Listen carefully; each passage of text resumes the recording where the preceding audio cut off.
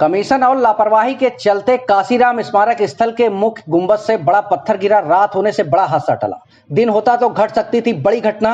स्मारक के मुख्य गुंबद के नीचे तैनात रहते हैं कई गार्ड, तो दर्शकों की भी रहती है भारी भीड़। मुख्य गुंबद के नीचे ही लगी है बसपा संस्थापक काशीराम और बसपा सुप्रीमो पूर्व मुख्यमंत्री मायावती की विशाल मूर्तियां।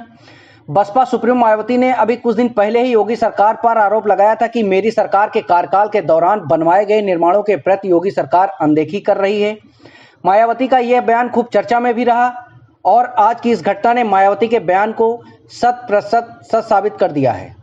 आपको बता दें कि राजधानी के स्मारकों, उद्यानों, पार्कों वगैरह के देखभाल करने के लिए सरकार ने लखनऊ विकास प्राधिकरण के अंतर्गत एक स्मारक समिति का गठन किया है।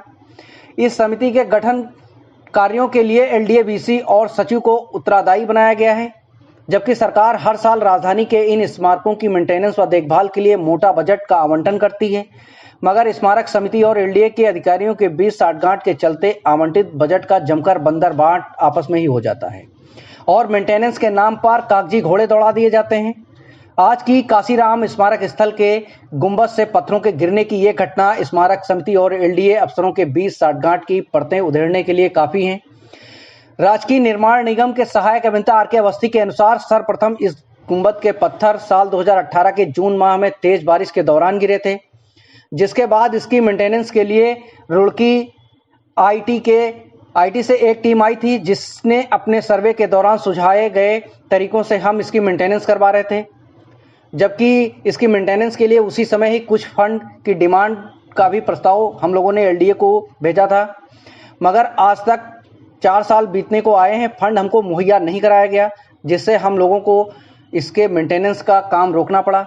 सहायक अभियंता आर के अवस्थी के इस बयान के सामने आने के बाद एलडीए में किस हद तक कमीशनबाजी हावी है, इसका अंदाजा आसानी से लगाया जा सकता है।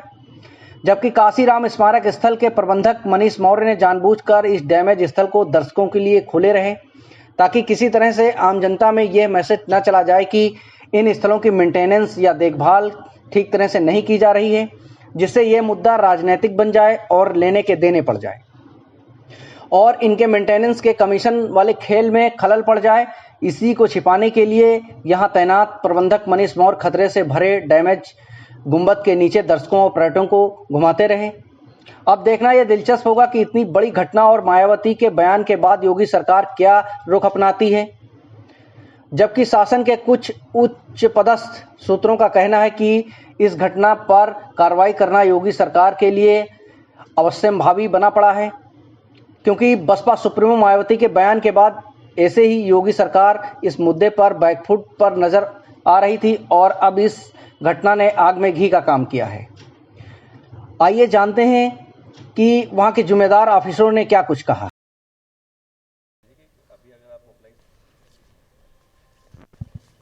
मैं मनीष मौर्य, प्रबंधक स्मारक स्थल।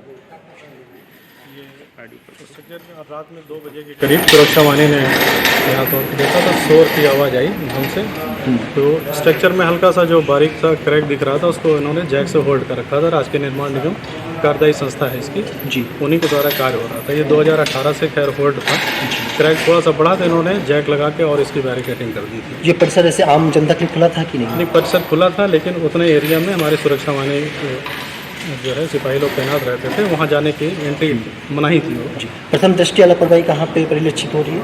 परिलक्षित क्या, टेक्निकल काम था, अब ये इनको निर्माण निगम को करना था, अब इतना जल्दी गिर गया, अब ये कैसे हुआ इनको समझना चाहिए था। कोई जान माल की हानि तो नहीं हुई? नहीं, कोई जान माल की हानि नहीं हुई, क्योंकि रात को 2-2:30 बजे घटना घटी है। सुरक्षा वाहिनी यहाँ तैनात रहती है 24 आवर, तो इसके कोई हानि नहीं। इसके पहले टेक्निकल इशू की जांच कब हुई थी? ये 2018 में ही सारा चीज़ें बना हुआ है। नहीं, जो क्षतिग्रस्त की जांच होती है, इतने बड़े बड़े पत्थर यहाँ लगे हुए हैं, इसकी जांच होनी चाहिए। काम तो बहुत सारे थे, काम निर्माण निगम के द्वारा कराए भी गए हैं, ये काम अभी होना शुरुआत होनी चाहिए। तो मेंटेनेंस के कार्य कब से चल रहे थे लगभग? ये तो 2018 से चल रहे हैं, लगभग काफ़ी काम हो चुके हैं, काफ़ी काम निपट, केवल यही डोम का काम बचा हुआ है। मैं इसे कहीं किसी और को ऊपर नहीं बता पाए, इसलिए आपको एक बेसिक हमको बता देंगे, आप पूछ लीजिए। उसमें वो मत करेगा आज सर, इस घटना के बारे में क्या कहना चाहते हैं? इसमें कुछ डोम्स में पूल्स में लीकेज हुआ था, तो उसके पत्थर की सेविंग के लिए स्कैफोल्डिंग लगा के जैक से उसको रोका हुआ था।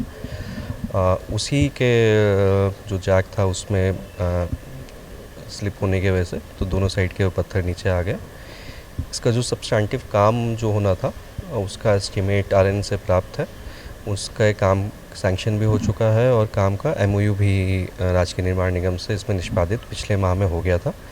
अनुरोध हमारा डिपार्टमेंट से ये रहा और अभी भी जो ये बात हुई है कि जो फिजिकल अमाउंट का ट्रांसफ़र होना है वो इस बीच में एक आध दिन में हो जाएगा। इस बीच में उनको काम शुरू कर देना चाहिए था, अभी भी नहीं हुआ है, परंतु उसी एमओयू के आधार पे बात होगी। आज शाम से उसका काम ये शुरू कर देंगे। लगभग मेंटेनेंस कब तक हो जाएगा? अभी फ़िलहाल तो ये है कि इनिशियल इसको परिसर जो है उसको सिक्योर करना। अच्छी बात यह है कि जो मूर्तियाँ अंदर हैं उसमें अभी कोई फ़िलहाल डैमेज नहीं आया है जो हुआ, तो उसको हम सिक्योर कर लें काम के दौरान, तो फर्स्ट इंस्टेंस ये रहेगा। सेकंड ये है कि क्योंकि टेक्निकल इसमें रीज़न पहले भी आईआईटी रुड़की से सलाह ली गई थी, तो इस बार फिर से उनके प्रोफेसर से हम अनुरोध कर रहे हैं कि काम का नेचर उससे अगर चेंज नहीं हुआ है तो हम जो ऑलरेडी एस्टिमेट सैंक्शन है उसी में हम काम करा लेंगे। अदरवाइज़ अगर उससे बियॉन्ड कुछ हुआ होगा तो उनका और इनपुट लेंगे। सर क्या आप यहाँ का ये जो खतरा था, क्या आप मतलब आपकी जो टीम भापने में असफल रही, जो दर्शकों के लिए खोला गया था? जी, जो उसका सॉल्यूशन किया गया था स्कैफोल्डिंग लगा के जैक लगा के उससे इतने दिन से सिक्योर था वही रहा। अब इमीडिएट इसका कल रात को ऐसा कोई रीज़न अगर इमीडिएट यहाँ पे आया होगा तो उसके लिए हम चीफ इंजीनियर की और आरएन की टीम से का एक आदेश कर रहे हैं कि इमीडिएट रीज़न क्या रहा, क्योंकि ये चीज़ समझ में नहीं आ रही थी क्योंकि उसको उसी तरह से सिक्योर किया गया था जैसे कि नया काम हो और इतने दिनों में कोई ऐसा चेंज नहीं हुआ। बट इमीडिएट रीज़न क्या रहा होगा उसका हम पता लगा के वैसे सूचित करेंगे। सर इस बिंदु पर भी क्या जांच होगी कि इतना बड़ा स्मारक है, क्या खामियां रही, इसकी वजह से कौन दोषी रहा? नहीं, इनिशियल डिज़ाइन की अगर कोई डिफिशियंसी की अगर बात आएगी तो वो हमारी तरफ से नहीं, अगर टेक्निकल एक्सपर्ट अगर किसी एकेडमिक इंस्टीट्यूशन के किसी आईआईटी के अगर वो ये बात रखते हैं तो फिर शासन को वैसा अवगत कराया जाएगा कि इनिशियल डिज़ाइन में कोई डिफिशियंसी थी या नहीं थी।